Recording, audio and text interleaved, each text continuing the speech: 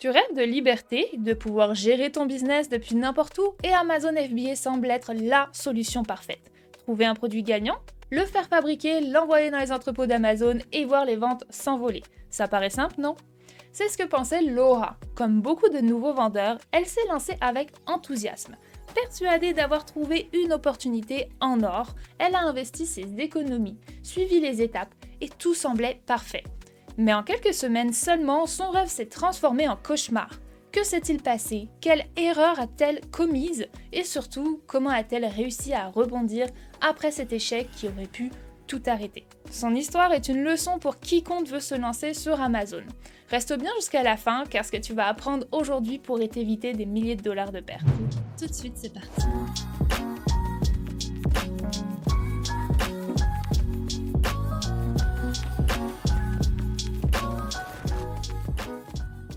Laura est comme beaucoup d'entrepreneurs motivés. Depuis quelque temps, elle s'intéresse au e-commerce et rêve de bâtir une entreprise qui lui permettrait de quitter son job actuel.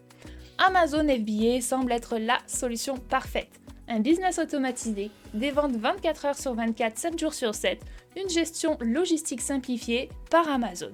Tout paraît idéal. Elle se plonge dans des heures de vidéos YouTube, suit plusieurs formations et découvre des outils comme Helium 10 pour analyser le marché et identifier les meilleurs produits.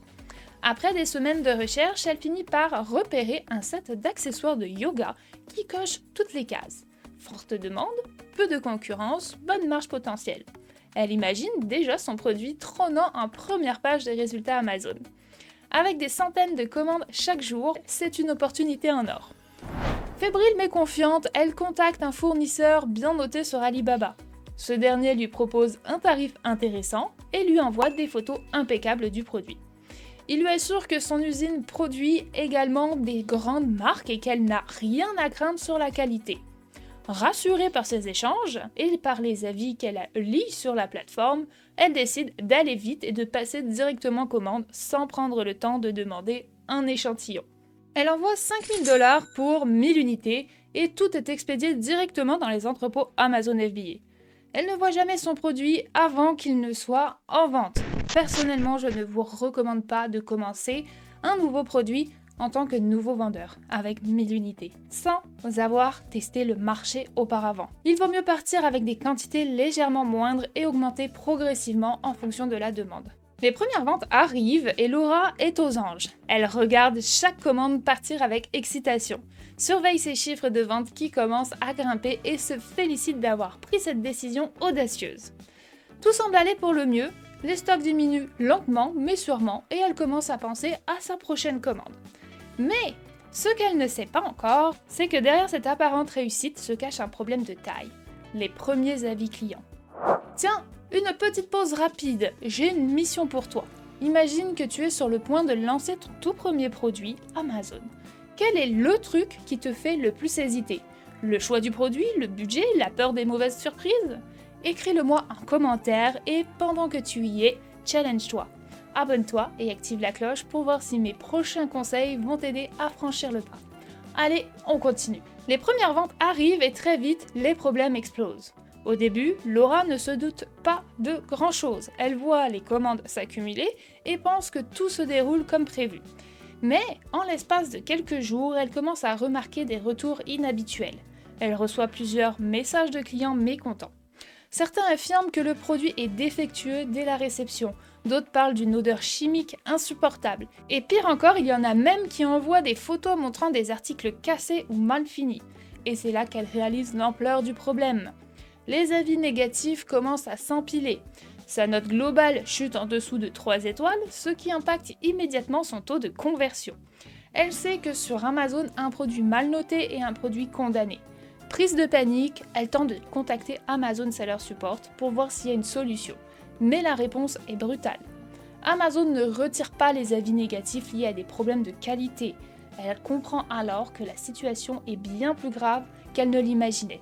Elle se tourne alors vers son fournisseur pour obtenir des explications. Mais celui-ci se contente de battre en retraite. D'abord, il lui dit que tout était parfait avant l'envoi, puis il cesse carrément de répondre à ses messages. Laura réalise qu'elle est seule face à la tempête. Effectivement, une fois que vous avez payé la totalité de votre commande et que les produits sont expédiés, le fournisseur ne considère plus cela comme un problème, comme son problème. Ils ne sont pas obligés de reprendre la marchandise ou de proposer un remboursement, et cela dépend grandement du sérieux et de la fiabilité de votre interlocuteur. Certains fournisseurs feront preuve de bonne foi et chercheront une solution, mais d'autres disparaîtront tout simplement ou trouveront des excuses pour éviter toute responsabilité. C'est pourquoi il est crucial d'instaurer un processus rigoureux de contrôle de qualité avant même que votre stock ne quitte l'usine. Engager un inspecteur tiers en Chine pour vérifier la marchandise peut éviter bien des soucis et vous assurer que votre produit correspond réellement à ce que vous avez commandé. Une simple vérification peut littéralement faire la différence entre un lancement réussi et un désastre commercial. Reprenons. Maintenant pour Laura. Les demandes de remboursement se multiplient, ce qui met encore plus de pression sur son business. Son stock ne se vend quasiment plus et elle doit maintenant gérer un flux constant de retours clients. Et la plupart partent tout simplement à la destruction. Elle fait rapidement le calcul, si elle continue sur cette voie, elle risque de perdre tout son investissement. À ce moment-là, elle comprend qu'elle est coincée. Son listing est devenu un gouffre financier et plus personne ne veut acheter un produit aussi mal noté. Elle sait qu'elle doit réagir vite pour éviter un échec total. Pause! Votre histoire peut aussi inspirer et encourager d'autres vendeurs. Que vous ayez rencontré des défis similaires ou que vous ayez réussi à surmonter des obstacles dans votre parcours de vente en ligne, nous aimerions entendre votre témoignage. Partagez vos histoires de défis, de réussite et d'apprentissage avec nous à l'adresse suivante, histoiredlf@gmail.com. Ensemble, nous pouvons créer une communauté de soutien et d'inspiration. Après une étude, votre histoire sera ou pourra être sélectionnée et être racontée sur la chaîne. Allez, en attendant, on continue avec l'histoire de Laura. Elle prend une grande inspiration et fait un choix difficile. Abandonner son listing et repartir de zéro. Cette décision n'est pas facile à prendre. Elle a investi du temps, de l'énergie et surtout de l'argent dans ce projet. Tout laisser tomber maintenant sera un énorme coup dur. Elle hésite. Doit-elle tenter de sauver ce qui peut l'être? Trouver une autre solution pour écouler son stock? Finalement, elle prend une décision pragmatique. Faire envoyer son stock chez elle, plutôt que de le détruire ou de le solder à perte dans tous les cas avec un listing à 3 étoiles. Cela n'aurait pas donné grand-chose. Elle préfère analyser chaque produit et voir s'il y a une alternative pour en tirer quelque chose plus tard. Elle sait qu'elle doit rebondir, mais cette fois-ci, elle ne refera pas les mêmes erreurs. Son échec lui a donné une leçon précieuse. Chaque détail compte dans l'e-commerce. Elle prend donc un moment pour analyser ce qui a mal tourné, identifier les erreurs commises et comprendre comment elle peut éviter que cela ne se reproduise. Elle commence alors par chercher un vrai bon fournisseur. Cette fois-ci, pas question de se précipiter.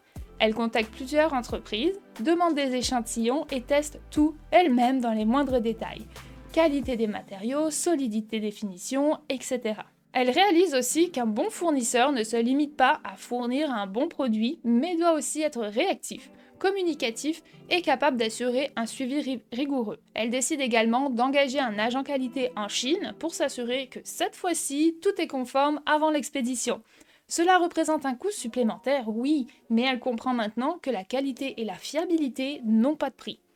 Finalement, elle sélectionne un fournisseur plus cher, mais fiable, qui a une réputation solide et des références crédibles.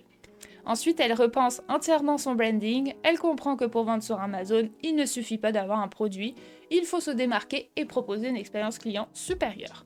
Elle ajoute une fonctionnalité exclusive qui va la différencier de la concurrence et lui permet de justifier un prix légèrement plus élevé.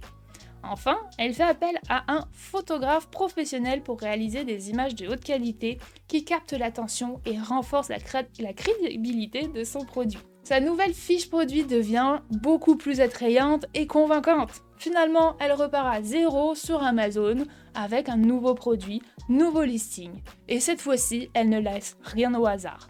Elle élabore une stratégie marketing. Elle commence par une offre spéciale au lancement pour récolter des avis positifs et stimuler les premières ventes. Elle met en place une campagne publicitaire bien optimisée avec l'aide d'experts en PPC, ciblant précisément son audience avec des mots-clés pertinents. Et surtout, cette fois, elle sait qu'elle veut un produit de qualité. Un produit qu'elle a testé, validé et dont elle est fière. Et là, tout change. Les clients adorent, les avis sont ultra positifs, et ce qui était un désastre total devient un business rentable et durable au fur et à mesure des mois. L'histoire de Laura nous apprend plusieurs choses essentielles. D'abord, ne jamais envoyer un stock chez Amazon sans avoir vu et testé les produits. Peu importe à quel point un fournisseur semble sérieux, il faut toujours demander un échantillon. Ensuite, il est essentiel de vérifier plusieurs fournisseurs et de ne pas se jeter sur le premier venu juste parce qu'il en propose un bon prix. La qualité coûte plus cher, mais elle fait la différence entre un produit qui dure et un produit qui meurt en quelques semaines. Et enfin, si un produit est fichu sur Amazon, mieux vaut recommencer qu'un nouveau listing plutôt que de s'acharner sur quelque chose qui ne fonctionnera plus. Si tu envisages de vendre sur Amazon, retiens bien ces conseils. Ils peuvent te sauver des milliers de dollars. Et toi ? Imagine que tu te lances sur ton premier produit sur Amazon. À ton avis, quel serait ton plus gros challenge ? Trouver un fournisseur, gérer la logistique, ou peut-être surmonter la peur de l'échec ? Je suis curieuse de savoir ce que tu en penses. Partage ton plus grand défi en commentaire et voyons ensemble comment le surmonter. D'ailleurs, si tu veux suivre d'autres histoires inspirantes comme celle de Laura et apprendre à éviter ces pièges, abonne-toi et active la cloche. Qui sait, la prochaine success story pourrait bien être la tienne. Si tu veux éviter ces erreurs dès le début, j'ai mis un lien vers ma formation Amazon Seller Force dans la description. Elle peut littéralement t'éviter des milliers de dollars de pertes, alors abonne-toi et on se voit bientôt sur une prochaine vidéo. A bientôt à toute la communauté française, québécoise et tout simplement francophone du monde entier. On lâche rien. Ciao ciao!